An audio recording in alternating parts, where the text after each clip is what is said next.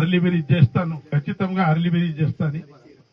Ham లో 9 kilometre R&B department నుంచి పెట్టడం జరిగింది.